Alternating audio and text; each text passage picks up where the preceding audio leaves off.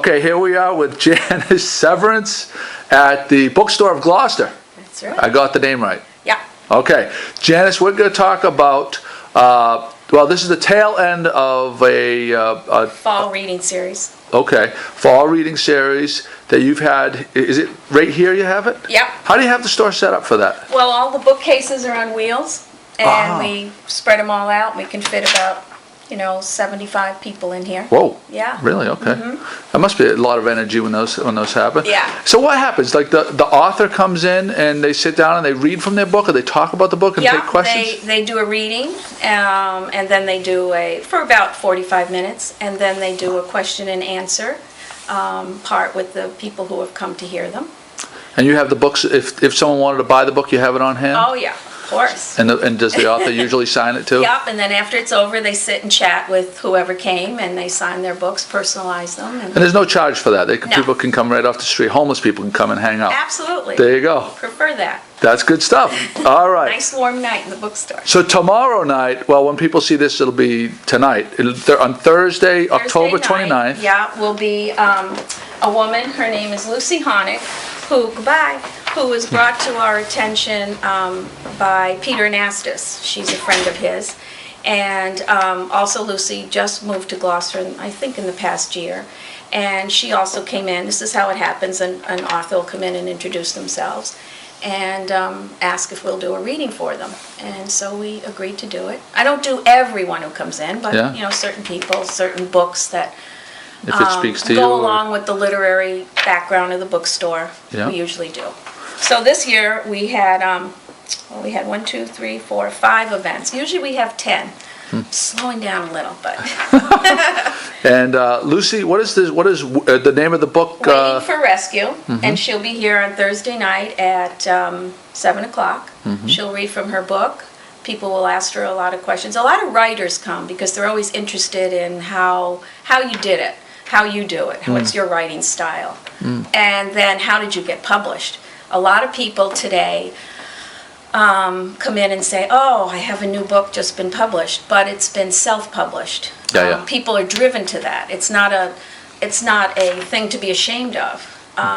But it's harder for me as a bookseller to get that book because I don't go to my publisher like Random House, Simon & Schuster, Little Brown.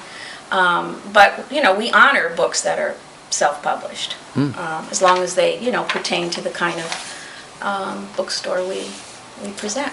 Yeah. So, but Lucy's, which is really a coup, is published by a publisher called Counterpoint, and they are distributed by Random House. And she didn't have to self-publish. So, right there, the book, was somebody read it and decided this book has interest and value, merit. Yeah. And so we're looking forward to hearing her. That's great. All right. And now you have another one coming up. We do. Danusha is a woman who has lived in Gloucester for a long time. She was a psychiatrist, and she is a translator of great authors from Poland. And she has always translated this particular author, who is one of the most renowned authors in Poland. So she will be here on the 19th, and she has quite a following in Gloucester. Oh, really? Yeah, she does, and she's part of a literary group of people that have been here for many years. Do these people meet? Is it like... Some 'cause people you don't really do. hear too much about literary Gloucester. Is there like... It's a very big thing. No, I know it is, but like it's kind of almost like it's a... you probably hear about it because obviously you're in the business and stuff, but for like your pedestrian guy like me, like the guy on the waterfront, do they have meetings, or is they get is together. there an official group? It's like kind of, no, there's no official group. They're old friends. Like Danusha's one of the people, and then Garrett Lansing, his book came out just recently, and he's a nationally really recognized poet in our country.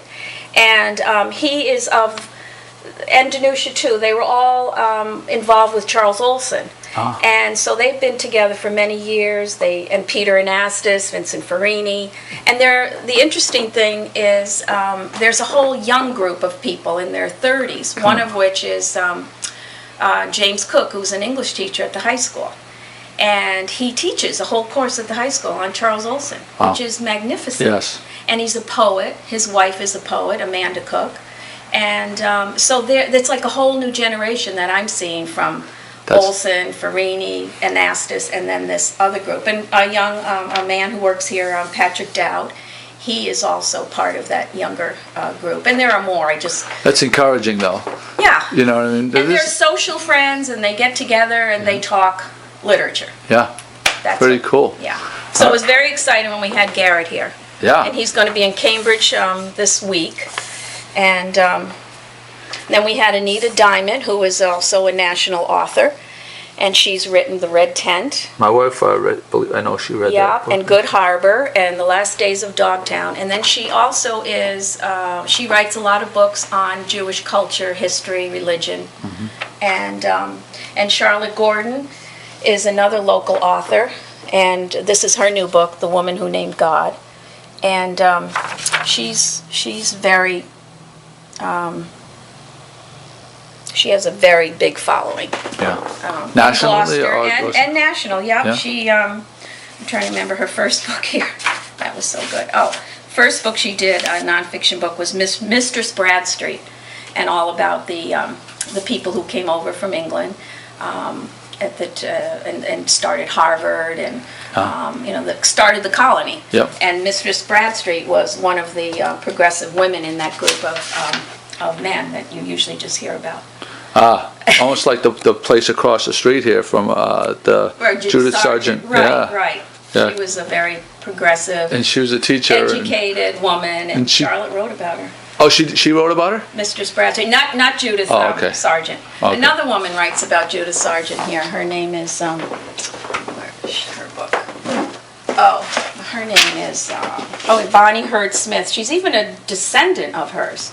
And these are all letters from Judith I heard Sargent about Murray. this. Yeah. Yeah. They found them in it. Wasn't it an attic in Georgia or something like that? I don't know. I'm pretty sure. She had the letters, and when she I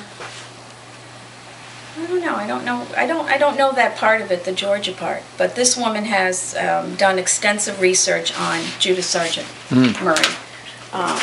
We always have her books. Yeah, She's kind of like our local shelf up here. Here's another new book. This is about a woman from Pride's Crossing, not exactly Gloucester, but people have just been very excited about her. She was kind of the impression I get, kind of a wild woman. Yeah. And led quite a life in Pride's Crossing. The unbridled life and impatient times. I haven't read it yet, but sounds like it's selling a good read. really, really well. Yeah. So now I want to talk a little bit because some people may not know, but you can come here. You can get any book you want. You'll locate for them, right? Right. We order books from our distributor twice a week. We order on Monday. It's here on Tuesday. So. And then we order on Thursday. It's here on Friday. So of course you can't have the array of books you have at a big box store. Yeah. But anything anyone wants, we can get. You can get. Yeah, if it's in print and it's an American publisher. So you can come down here, support this, because, your place here, also Dogtown Books, these are local treasures. These are places that the community needs to support because you're given outlet to a lot of these local authors and look, your reading series and everything else. Without supporting these types of places, we lose a big part of our cultural scene. Right. So, that's right. Thank you for your interview. You're welcome. Do you want to add anything? Nope. Okay, so come down Thursday night and then We have great artists in here too. Oh yeah. Do some of those. That's Joan Frank. She's one of Gloucester's great artists. And people come and look at her art here. And then the other artist is Patty Sullivan over on your left, who is wonderful also. Okay. And it's a cool shot. something we love to do. That's the back of the bookstore, actually. Yeah. Out in the back. Very cool. And those are, she really captures the heart and soul of I have to get this one Awesome. last shot before the end of the movie, because that's one of my lobster boats right there. Is it really? Yeah, the dog and I. Ties up with our dog. Her dog died that day, and she was out down by the water, and your boat went by, and that's why she painted it. There it is. Thank you so much, Janice. That's great. I can't wait to tell her.